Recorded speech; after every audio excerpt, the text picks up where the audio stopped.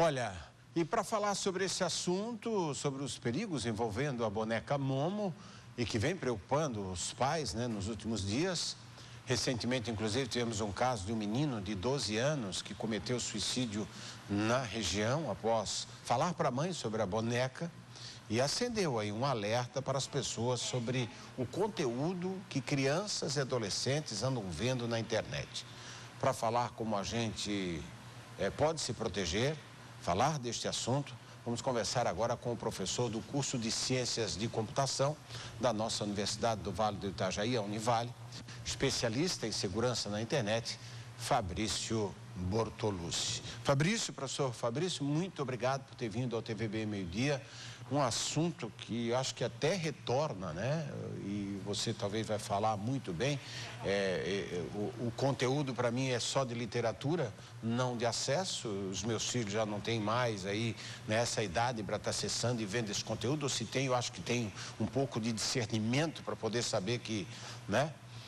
Não presta, literalmente. Então fica uma grande preocupação, né? Do porquê dessas coisas ainda acontecem no mundo da internet. Boa tarde. Boa tarde, Graciliano, é um prazer participar. Fundamentalmente, a arte, por bem ou por mal, repertório da criatividade humana, bonito e mal feito, tem palco na internet para se disseminar.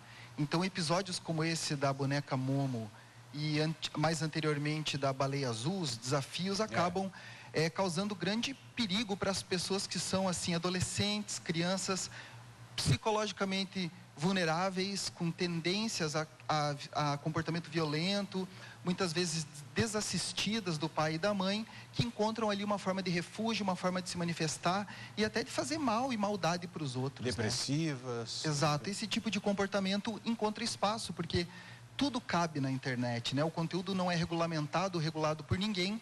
Isso, a princípio, é excelente, mas também dá espaço para essa forma não muito bonita da expressão humana no meio. Agora, quando nós vamos chegar ao limite, né? Liberdade de um vai até quando começa do outro. Ao limite de se proibir isso na internet. O meio em si é mais fácil de pensá-lo como algo autorregulado, onde depende muito mais das pessoas escolherem o que querem e não querem ver. Uma criança, ela realmente está em condição vulnerável se ela fica assistindo às telas do computador, do tablet, do celular e não há um adulto ali para dar o mínimo de bom senso, o mínimo de razão. Então eu digo assim, desconfie mais de uma criança que fica trancada no quarto, que não deveria estar no celular, que está assistindo vídeos, não importa a plataforma. E ali você tem um momento, um ambiente muito propício para isso. Essa criança deveria estar muitas vezes lendo, brincando, estudando, no contraturno escolar, e ela está ali apta a receber todo e qualquer tipo de conteúdo que uma rede social escolhe para ela com base no padrão de comportamento que ela possui. Agora, o que a gente percebe também é que os dias de hoje já não levam muito a esse critério, a essa facilidade, né? Às vezes o contato com a família em casa à noite, muitos são meio-dia e nem isso, muitas vezes, né? Por isso que eu digo da bendita regulamentação que pudesse sim... E são hackers, vamos dizer assim, mesmo que tenham uma regulamentação, isso entra através de hackers, invadem o computador e joga isso. Nesse caso específico também poderia ser isso? Existe um comportamento interessante que é o seguinte: toda mídia social, todas elas têm o botão de denúncia e o botão de abuso. Então é verdade que na internet primeiro a ameaça acontece, primeiro alguém cria o vídeo maldoso, primeiro alguém faz a maldade, isso é verdade, vem em primeiro lugar. Mas existe o poder coletivo, isso realmente é levado em conta, não é conversa mole, de você poder denunciar e sinalizar aquele vídeo como impróprio. Uma pessoa sozinha não consegue tirar nenhum vídeo do ar, mas o comportamento coletivo de pais e mães e de interessados denunciando, apertando o botão abuso, apertando o botão avise-nos de que isso é um problema, regula, Graciliano, regula um patamar aceitável. Sim. Eu até concordo isso. Eu acho que, falando disso, seria até aconselhar os pais de que maneira e procedimento devem adotar neste caso. Aparece ali, todas. Entra, como é que é? Sim, botão de abuso, botão denuncia esse vídeo, fica ali em volta da tela da rede social, todas possuem. Então, esse caminho realmente funciona porque ele é de comportamento coletivo, assim como a matéria chamou do comportamento coletivo que acaba fazendo um vídeo maldoso desse aparecer na linha de vídeos que a criança vai assistir, você tem o poder de contra-atacar denunciando ele. É um botão. Quando a gente observa na linha de vídeos, é que muitas vezes a gente de fato está assistindo um vídeo, lá embaixo já aparece o próximo vídeo, coisa do gênero. Exato. Mas nesse caso específico, pelo que eu vi, e antes de falar com o professor, eu fui me informar um pouco mais, e verificando, analisando aqui com os nossos colegas de trabalho, eles puderam me acessar num vídeo que normalmente a criança está assistindo lá. Galinha pintadinha, vamos supor que ainda continua na crista da onda aí, que a gente vê muitos pais colocarem para os filhos. Mas de repente lá está o desenho e lá imediatamente entra essa cara em cima do vídeo, quer dizer, para o vídeo e entra essa cara falando.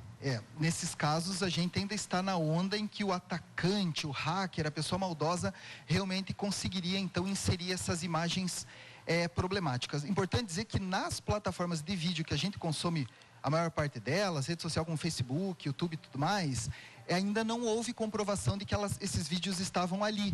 Mas a internet é muito maior do que essas redes, existe espaço para tudo, então confirmamos que existe disseminação de conteúdo que leva e desenha para crianças como cortar os pulsos, é bem grave, né, colocar isso, como ela fazer mal para outras crianças e todo esse tipo de coisa. Isso está na internet, não exatamente nessas redes sociais mais famosas. Então, ali entra a questão que eu coloco o quanto uma imagem dessas, grave, feia, mostrando pulsos cortados, é mais forte do que o poder de educação dos pais na sua casa, na sua relação com seu filho, com a sua filha, que se tem até 7 anos não deveria estar assistindo, se tem um pouco mais que isso, deveria estar assistindo com até 2 horas no máximo por dia de telas e ainda sob supervisão dos pais, o quanto essa imagem tem poder de realmente causar um problema psicológico no seu filho, ou seja, como está a relação pai e filho nessa hora. Porque se a relação estiver boa, fiquem tranquilos que uma imagem dessa vai dar uma assustada, mas ela não vai perturbar a ponto da criança ficar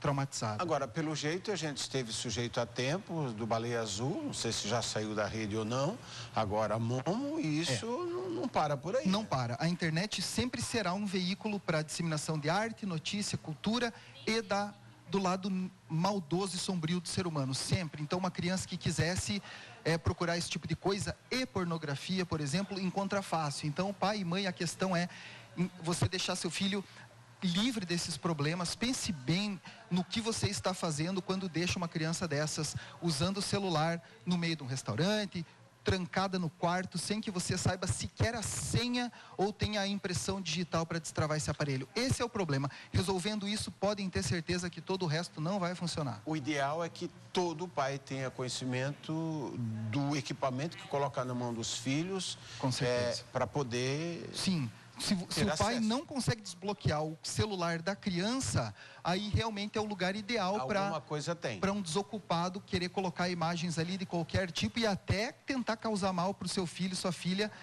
fazendo tentativas de extração de imagem, chantagem, pornografia, alimentar pedofilia, que também é um problema que a internet ajuda a disseminar.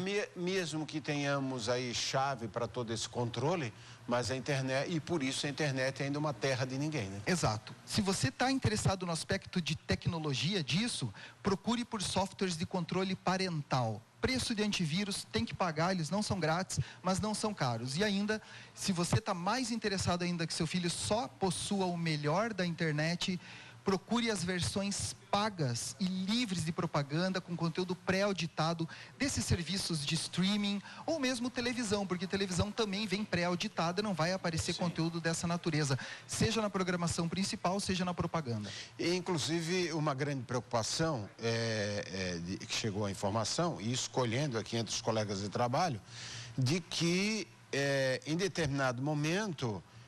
não só vídeo, mas ligações também? Ligação também começou assim, era uma brincadeira. Note que você pode criar brincadeiras de telefonia, onde o objetivo seja conteúdo de piada, conteúdo cômico, conteúdo de brincadeira de assustar, não deixa de ser uma espécie de bicho-papão. O problema é que isso toma uma outra conotação na mão de pessoas mal intencionadas. Então, existe sim o apelo para troca de mensagens e ligações para uma Momo. E inclusive, o primeiro contato já dá o nome da pessoa telefone, idade, data de nascimento e tudo mais? Dá, porque é possível rastrear a maior parte dessas informações apenas ao revelar o seu número de telefone. Isso também é um problema. Olha, meu amigo, doutor Denísio está por aí, o doutor Denísio sempre é expert no assunto, né, doutor Denísio? Tá? Pois é, mas algum questionamento aí que o senhor lembre a ser feito?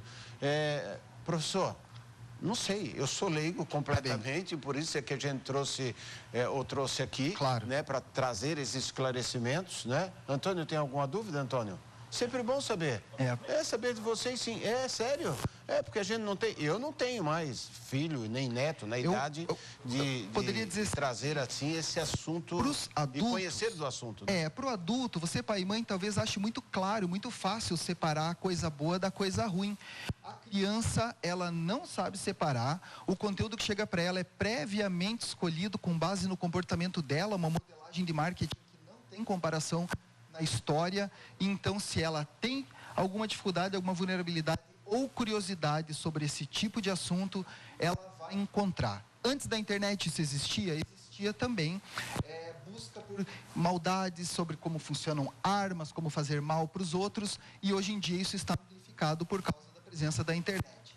Tudo isso pode ser resolvido com a presença do pai e da mãe, com os olhos no aparelho do filho. Se você não tem a senha do celular do seu filho, ele tem menos de 18 anos, faça agora, pegue imediatamente, o quanto antes, converse com ele sobre essa questão, né, para também não parecer uma invasão em cima da questão do filho, mas coloque muito claro, não há nada que um filho não possa compartilhar com o pai e com a mãe, seja o que for. Então, o aparelho de telefone deveria ser compartilhado. Isso também educa essa criança a ter autorregulação sobre o que vai fazer. E deveria ter uma idade mínima também, né? O pai consciência de que... Todos que têm conta no Facebook com menos de 13 anos mentiram no processo. Ou foram ajudados por adultos que ajudaram essa criança a mentir também.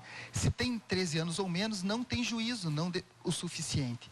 Tem crianças que são crescidas, mas não têm o juízo de um adulto para decidir essas coisas. Então, nesse caso, tem que repensar essa rede social.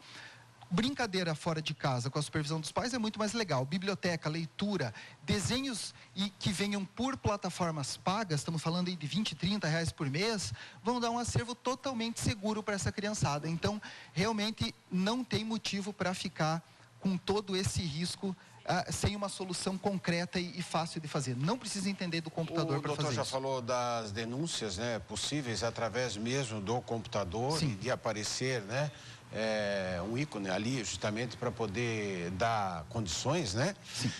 Tem algum órgão federal também que possa ser levado? Existem as delegacias de crimes digitais. Sim. Mas também, hoje em dia, você chega na delegacia de polícia civil, o delegado ou o escrivão que lhe atende compreende a queixa, consegue dar encaminhamento, é claro que segue o trâmite tradicional da investigação da Polícia Civil, e assim acaba funcionando um pouco mais para quando a pessoa é lesada financeiramente, os crimes contra bancos e tudo mais. Agora, é um problema independentemente do meio que se encontra. Então, se fizer sentido o conselho tutelar, assim, a gente tem que contar com isso também, tem que contar com boletins de ocorrência. E a plataforma está aberta, é interessante saber. Escola, né? As plataformas não querem. A plataforma de vídeo e rede social, elas não querem esse tipo de conteúdo, não faz bem para elas também. Então, pode acreditar, quando a gente tem o botão de denúncia, basta uma pequena quantidade de pessoas denunciando que já chama a atenção e alguém já bloqueia aquilo antes que piore. O professor chegou a estudar alguma coisa sobre esse caso de Itapema? Não, esse caso em particular não, mas a gente vê ligação entre o caso em Suzano. Todos eles usaram a internet em algum momento para consulta a como manipular armas, a como fazer, como outras pessoas imaginam cometer certos crimes, os fóruns escondidos que existem na internet, que normalmente um pai não conseguiria achar, mas que uma criança com tempo livre consegue. Então, todo esse repertório é verdade que existe na internet. É até bom, então, colocar esse assunto, né, para a gente encerrar. Aquela faixa livre da internet que todo mundo consegue, é muito fácil de lidar. Sim. Mas tem uma segunda faixa ali que já piora um pouquinho, você precisa ter um pouco mais de conhecimento. Exatamente. Né? E uma que é esconderijo quase que total. Exatamente. Só investigadores e conhecedores que acessam. A ideia dessa camada da Deep Web, né, da web oculta, o objetivo dela é proteção de privacidade. Muitas pessoas precisam de privacidade para um monte de motivos. Os jornalistas aqui da casa precisam de privacidade para poder investigar alguma coisa até que ela se conclua, por exemplo. Então, privacidade para todo mundo é uma coisa que não precisa explicar o porquê. Eu quero e eu mereço, e ponto final. Mas também, entre essas pessoas, há aquelas que querem propagar os problemas, né? O submundo. Comércio de drogas, encomenda de assassinatos, troca de órgãos, tudo isso é verdade que em algum patamar existe na Deep Web. Ela envolve usar software criptográfico, são entidades que mantêm isso a favor da liberdade da expressão humana e não para fomentar crime, por isso que elas permanecem ativas. Mas existe ali espaço para todo esse tipo de coisa. Como não tem solução, você não vai desligar a internet de casa e nem de nenhum outro lugar, a educação é a única chave mesmo. Ficar sabendo é o primeiro passo. Eventualmente é a primeira vez que você está ouvindo, então agora está consciente dessa questão, isso existe de verdade. Segundo, um diálogo transparente com seu filho ou filha a respeito dessas possibilidades. E terceiro, aprendizado contínuo, saber filtrar esse tipo de coisa. Eventualmente a gente ainda é nós todos muito ignorantes com relação ao poder da internet, e esse aprendizado por meio de televisão pode ajudar muito a esclarecer e separar o joio do trigo. Professor, esse tema poderia se alongar, evidentemente, né? Sim. E deixando falar. Esclarecendo e até entrando em algumas coisas que eu acho que eu nem sei se deve ser levado ao público, né? Eu aposto... Você entendeu? Sim, eu acredito que o conhecimento tem que estar na mão de todos, cabendo ao ser humano juízo sobre as ações que vai cometer. Então é muito importante saber, eu acho que não tem problema a transparência da suíte criptográfica, como se faz, eu acho isso fantástico, porque é para todo mundo, isso é necessário para a humanidade se manter.